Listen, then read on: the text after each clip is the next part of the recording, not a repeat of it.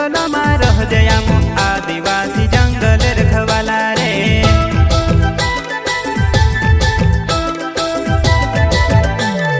चल जंगल जमीन काजे पूजे रे आदिवासी दुनिया ने रखवाला रे। बाप देव खतरी काजे पूजे रे आदिवासी सबसे निराला रे।